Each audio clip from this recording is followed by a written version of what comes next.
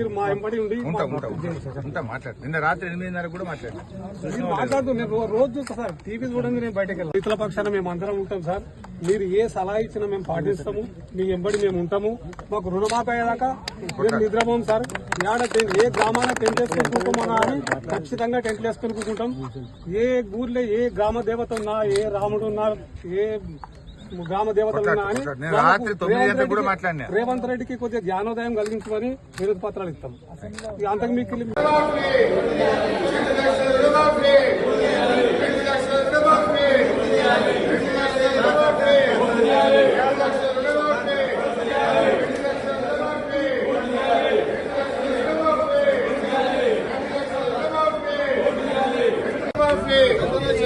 2 లక్షల